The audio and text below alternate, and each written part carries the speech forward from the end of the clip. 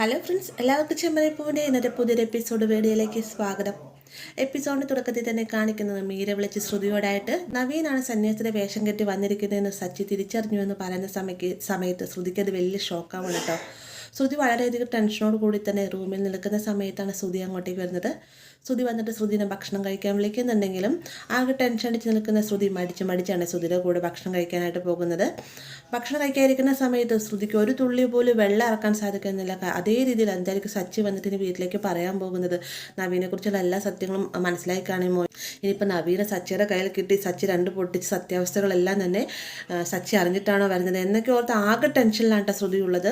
എന്നാൽ നമ്മുടെ ചന്ദ്രയ്ക്കാകട്ടെ ദേവത ഉണ്ടാക്കുന്ന ഭക്ഷണത്തിലൊന്നും കുറ്റം പറഞ്ഞില്ലെങ്കിൽ യാതൊരു സമാധാനം ഇല്ല അല്ലേ. അതുകൊണ്ട് തന്നെ ഉണ്ടാക്കിയിരിക്കുന്ന ഭക്ഷണത്തിന് കുറ്റം പറഞ്ഞുകൊണ്ടിരിക്കുന്ന സമയത്ത് രവി പറയുന്നുണ്ട്, കൊള്ളില്ല എന്നും പറഞ്ഞിട്ട് 2-3 തവണയാണല്ലോ വീണ്ടും എടുക്കുന്നത്. നിനക്ക് വേണ്ടെങ്കിൽ നീ എഴുന്നേറ്റ് പോ ചന്ദ്ര എന്ന് പറയുമ്പോഴത്തേക്കും ഞാൻ പട്ടിണി കിടക്കണമെന്നാണ് നിങ്ങളുടെ ആഗ്രഹമെന്ന് ചന്ദ്ര ചോദിക്കുന്നുണ്ട്. പട്ടിണി കിടക്കണമെന്ന് ആഗ്രഹമൊന്നും ഉണ്ടായിട്ടില്ല. നീ ഇതുപോലെ രീതിയിൽ സംസാരിച്ചിട്ട് പിന്നെ 2-3 തവണയായിട്ട് വാരി തിന്നുന്നുണ്ടല്ലോ.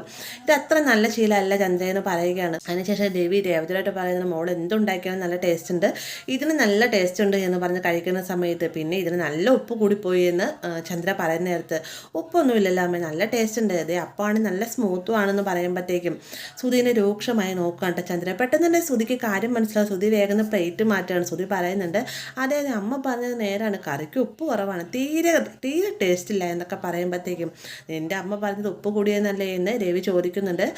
അമ്മ പറഞ്ഞ് ഉപ്പ് കൂടിയെന്നാണ്. ചിലപ്പോൾ അമ്മ അപ്പത്തിൻ്റെ കാര്യമായിരിക്കും ഉദ്ദേശിച്ചത്, ഞാൻ കറിയുടെ കാര്യമാണ് ഉദ്ദേശിച്ചതെന്ന് ശ്രുതി മറുപടി പറയുന്നുണ്ട്.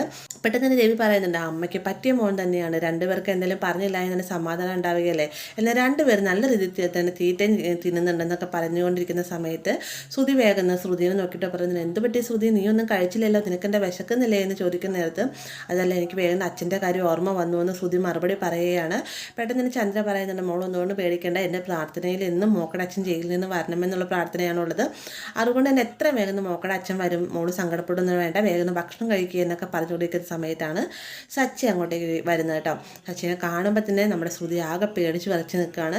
സച്ചി വന്ന ഉടനെ തന്നെ പറയുന്നുണ്ട്, നിനക്ക് ലെറ്റർ തന്നത് ആ സന്യാസിയുടെ വേഷം കെട്ടി വന്നവനാണ്, അവനെ ഞാൻ പലയിടങ്ങളിൽ വെച്ച് കൈകാര്യം ചെയ്തിട്ടുണ്ട്. സച്ചി പറയുന്ന നേരത്ത്, നിന്റെ കയ്യിൽ നിന്ന് കിട്ടാത്ത എനിക്കെന്തേ, നിന്റെ അച്ഛനും മാത്രമല്ലേ, ബാക്കി എല്ലാവർക്കും നീ കണക്കിന് കൊടുക്കാറുണ്ടല്ലോ, വലിയ പുത്തിരിയുള്ള കാര്യമല്ല എന്ന് ചന്ദ്ര മറുപടി പറയാം കേട്ടോ. പെട്ടെന്ന് തന്നെ രവി പറയുന്നുണ്ട്, അവൻ കാര്യമില്ലാത്ത കാര്യത്തിന് ആരും തല്ലാറില്ല, നീ പറയണം മോനെ, അവൻ എന്തിനാ ഇവന് ലെറ്റർ കൊടുത്തത് എന്ന് ചോദിക്കുന്ന സമയത്ത് ഇതിൽ നിന്ന് തന്നെ മനസ്സിലായില്ല, അവനോടുള്ള ദേഷ്യത്തിൻ്റെ പേരിലാണ് എനിക്ക് ലെറ്റർ തന്നത്, ഇവൻ കാരണമാണ് എനിക്ക് എല്ലാ പ്രശ്നങ്ങളും ഉണ്ടാകുന്നതെന്ന് ശ്രുതി മറുപടി പറയുന്നുണ്ട്. പെട്ടെന്ന് സച്ചി പറയുകയാണ്, ഞാൻ കാരണമായിട്ട് യാതൊരു പ്രശ്നം നിനക്കുണ്ടായിരുന്നു, ഈ കാരണമാണ് ഈ വീട്ടിൽ ഓരോരോ പ്രശ്നം ഉണ്ടാകുന്നത്, പിന്നെ ഞാൻ അവനെ തല്ല് കൊടുത്തു എന്നുള്ള കാര്യം, അവനൊരു തവണ വണ്ടിയിൽ കയറുന്ന സമയത്ത് ഈ ശ്രുതിയുടെ കല്യാണത്തിൻ്റെ ദിവസമാണ്, അന്നൊരു പെണ്ണിനെ വിളിച്ച് ഭീഷണിപ്പെടുത്തി, അന്ന് അവൻ എൻ്റെ കയ്യിൽ നിന്ന് കിട്ടി, മാത്രമല്ല ഒരു അമ്മുമ്മയെ തട്ടിയിട്ടിട്ട് പോയ സമയത്ത് അവനെ പിടിച്ച് പോലീസ് സ്റ്റേഷനിൽ ഏൽപ്പിച്ചത് ഞാനാണ് സച്ചി പറയുന്ന നേരത്ത് ശ്രുതി വേഗം ചിന്തിക്കുന്നുണ്ട്.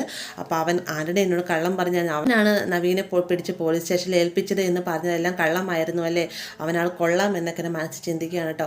ആ ഒരു സമയത്ത് സച്ചി പറയുന്നുണ്ട്, നീയോ അല്ലെങ്കിൽ നിൻ്റെ ഭാര്യയോ ഇവരിൽ ആരെങ്കിലും ഒരാൾ തെറ്റ് ചെയ്തിട്ടുണ്ട്, ആ ഒരു വാശിയാണ് നിങ്ങളോടായിട്ട് കാണിക്കുന്നത്, തീർച്ചയായിട്ടും അവനെ ഞാൻ കണ്ടുപിടിക്കും, എൻ്റെ ആൾക്കാരെ ഞാൻ പറഞ്ഞു വിട്ടിട്ടുണ്ട്, അവൻ എവിടെ വെച്ച് കണ്ടാലും എൻ്റെ കൈകൾ കിട്ടിക്കഴിഞ്ഞാൽ അവൻ എന്തിനു വേണ്ടി ലെറ്റർ തന്നുവെന്നും അവൻ ആരാണെന്നുള്ള എല്ലാ സത്യങ്ങളും ഞാൻ കണ്ടുപിടിച്ചിരിക്കും, അതാണ് ഇനി എൻ്റെ അടുത്ത ലക്ഷ്യമെന്നൊക്കെ പറഞ്ഞുകൊണ്ട് കാണട്ടോ.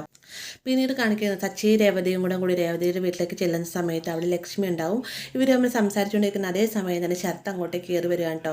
പെട്ടെന്ന് ലക്ഷ്മി ചോദിക്കുന്നത്, എന്ത് പറ്റി മോനിന്ന് ക്ലാസ് ഒന്നും ഇല്ലേ എന്ന് ചോദിക്കുമ്പോൾ ശരത്ത് പൊട്ടിക്കറിയാണ്ട് പറയുന്നുണ്ട്, എനിക്ക് എക്സാം എഴുതാൻ പറ്റുകയില്ല, എനിക്ക് അറ്റൻഡൻസ് കുറവായതുകൊണ്ട് എക്സാം എഴുതണ്ടായി എന്ന് പ്രിൻസിപ്പൾ പറഞ്ഞു എന്നൊക്കെ പറയുമ്പോഴത്തേക്ക് ലക്ഷ്മിക്ക് ദേഷ്യവും സങ്കടവും കാരണം ശരത്തിനെ തല്ലിക്കൊണ്ട് പറയാൻ, നിന്നോട് നേരത്തെ പറഞ്ഞല്ല ആരുടെ കമ്പനി കൂടി അറ്റൻഡൻസ് കളയരുതെന്ന്, നീ തന്നെ നിൻ്റെ ഭാവി നശിപ്പിച്ചു എന്നും പറഞ്ഞുകൊണ്ട് ശരത്തിനെ തല്ലിക്കൊണ്ടിരിക്കുന്ന നേരത്ത് രേവതി വന്ന് തടയുന്നുണ്ട്. എന്നിട്ട് പറയാൻ, അമ്മ എന്തിനാ അവനെ ഇങ്ങനെ തല്ലുന്നത്, അവൻ നേരത്തെ അങ്ങനെ തെറ്റ് ചെയ്തു, പക്ഷേ ഇപ്പം അവൻ പഠിച്ച് നല്ല സ്വഭാവത്തോടുകൂടി തന്നെയല്ല അവൻ മുന്നോട്ട് പോകുന്നത് എന്ന് പറഞ്ഞുകൊണ്ട് ലക്ഷ്മിയെ സമാധാനിപ്പിക്കുന്നിരുന്നാൽ ശരത്ത് കരഞ്ഞുകൊണ്ട് പറഞ്ഞു, എൻ്റെ ഭാവി പോയി, ഞാനായി തന്നെ എൻ്റെ ഭാവി നശിപ്പിച്ചു എന്ന് പറഞ്ഞ് കരയുന്ന സമയത്ത് നീ സങ്കടപ്പെടുമൊന്നും വേണ്ട എന്ന് പറഞ്ഞുകൊണ്ട് രേവതി സമാധാനിപ്പിക്കുന്നത്. കൂടുതൽ തന്നെ സച്ചിയോടായിട്ട് പറയുന്നുണ്ട്, സച്ചിയായിട്ട് ഇവനോട് എന്തെങ്കിലും പറ, ഇവനാകെ സങ്കടത്തിലാണെന്ന് പറയുമ്പോഴത്തേക്ക് സച്ചി വന്നിട്ട് ശരത്തിനെ സമാധാനിപ്പിക്കുന്നത്, പേടിക്കൊന്നും വേണ്ട, നിനക്ക് എക്സാം എഴുതാനുള്ള എന്തെങ്കിലും വഴി ഞങ്ങൾ കണ്ടുപിടിച്ചിട്ട് വരാമെന്നും പറഞ്ഞുകൊണ്ട് രേവതിയും കൂട്ടിക്കൊണ്ട് സച്ചി നേരെ കോളേജിലേക്കായിട്ട് ചെല്ലുകട്ടോ. കോളേജിൻ്റെ നിൻ്റെ വരാതെ നിൽക്കുന്ന സമയത്ത് സച്ചി മതിമറന്ന് നിൽക്കുന്ന കാണുമ്പോൾ രേവതി ചോദിക്കുന്നുണ്ട്, എന്ത് പറ്റി സച്ചിയായിട്ട് നിങ്ങൾ എന്താ അവിടെ തന്നെ നിന്ന് കളഞ്ഞത് എന്ന് ചോദിക്കുന്ന നേരത്ത് ശ്രുതി പലതവണ പറഞ്ഞിട്ടുണ്ട് 7 ഡിഗ്രി ഉള്ളവനാണ്, നീ കോളേജിൻ്റെ പടി കയറാത്തവനാണെന്നൊക്കെ പറഞ്ഞ് എന്നെ കളിയാക്കുന്ന നേരത്ത് ഞാൻ പലതും പറഞ്ഞ് അവൻ്റെ മുന്നിൽ പിടിച്ചു നിൽക്കുന്നുണ്ടെങ്കിലും ഈ ഒരു കോളേജിൻ്റെ വരാന്തയിലെത്തിയപ്പോൾ എനിക്ക് എന്തെന്നില്ലാത്തൊരു സന്തോഷം തോന്നുന്നു രേവതി എന്നൊക്കെ പറയുമ്പോഴത്തേക്ക് രേവതിയും പറയുന്നുണ്ട് എനിക്ക് പഠിക്കാനുള്ള ആഗ്രഹമായിരുന്നു, പക്ഷേ അനിയനും അനിയത്തിക്കും വേണ്ടിയിട്ട് തൻ്റെ പഠനം മാറ്റിവെച്ച് അങ്ങനെ ഇവരും ഇതേക്കുറിച്ച് സംസാരിച്ച് നേരെ പ്രിൻസിപ്പലിൻ്റെ റൂമിലേക്ക് ചെല്ലുന്ന സമയത്താണ് അവിടുത്തെ അറ്റൻഡർ പുറത്തേക്ക് ഇറങ്ങി വരുന്നത്. ഇരുവരെയും കാണുന്ന നേരത്ത് അറ്റൻഡർ തടഞ്ഞു നിർത്തിയിട്ട് പറയും, നിങ്ങൾ എങ്ങോട്ടേക്ക് ഇത്ര തിരക്ക് പിടിച്ചെന്ന് ചോദിക്കുന്ന നേരത്ത് പ്രിൻസിപ്പളെ കാണാനാണെന്ന് സച്ചി മറുപടി പറയുന്നുണ്ട്. കാണണമെന്നാണെങ്കിൽ നേരത്തെ പെർമിഷൻ ചോദിക്കണം, നിങ്ങൾ ആരാണെന്നൊക്കെ ചോദിക്കുന്ന സമയത്ത് ശരത്തിൻ്റെ കാര്യങ്ങളെല്ലാം തന്നെ രേവതി പറയുന്നുണ്ട്. നിങ്ങളിവിടെ വെയിറ്റ് ചെയ്യ്, ഞാൻ സാറിനെ കണ്ടിട്ട് ഇപ്പോൾ വരാമെന്ന് പറഞ്ഞുകൊണ്ട് അറ്റൻഡർ അകത്തേക്ക് പോയതിന് ശേഷം പുറത്ത് വന്നിട്ട് പറയുന്നുണ്ട്, അദ്ദേഹത്തിന് ഇപ്പോൾ കാണാൻ സാധിക്കില്ല, അദ്ദേഹം ശരത്തിൻ്റെ പേര് പറഞ്ഞപ്പോൾ മുതൽ ഭയങ്കര ദേഷ്യത്തിലാണ് എന്നൊക്കെ അറ്റൻഡർ പറയുന്ന നേരത്ത് ഞങ്ങളൊന്ന് കണ്ടിട്ട് ഇപ്പോൾ വരാമെന്നും പറഞ്ഞുകൊണ്ട് സച്ചി അകത്തേക്ക് പോകാൻ ഒരുങ്ങാണ്ട് പെട്ടെന്ന് അറ്റൻഡർ അവരെ പിടിച്ചു നിർത്തിയിട്ട് പറയുന്നത്, നിങ്ങൾ എന്നെ ചീത്ത ഏൽപ്പിക്കരുത്, അദ്ദേഹം ആര് പറഞ്ഞാലും കേൾക്കാൻ പോകുന്നില്ല, അദ്ദേഹം ഉറച്ചൊരു തീരുമാനം എടുത്തിട്ടുണ്ടെങ്കിൽ അതിൽ തന്നെ മുന്നോട്ട് പോകുന്നൊരു വ്യക്തിയാണ്, നിങ്ങൾ ദയവ് ചെയ്ത് ഇവിടുന്ന് പോകാൻ നോക്കിയെന്ന് പറഞ്ഞില്ലേ രേവതിനെയും സച്ചിനെ അവിടെ പറഞ്ഞു വിടാൻ കേട്ടോ. ഇവർ സങ്കടത്തോടെ തന്നെ പോകാനിറങ്ങുന്ന നേരത്താണ് പ്രിൻസിപ്പൾ പുറത്തേക്ക് ഇറങ്ങി വരുന്നത്. ഇവർ ഇദ്ദേഹത്തെ കാണുമ്പോൾ തന്നെ സച്ചി രേവതി സംസാരിക്കാൻ ശ്രമിക്കുന്നുണ്ടെങ്കിലും അറ്റൻഡർ ഇവർ തടഞ്ഞു നിർത്തിയിട്ട് അദ്ദേഹത്തെ തടഞ്ഞു നിർത്താനായിട്ട് ശ്രമിക്കേണ്ട, അദ്ദേഹം ആര് പറഞ്ഞാലും കേൾക്കാൻ പോകുന്നില്ല എന്ന് പറഞ്ഞുകൊണ്ട്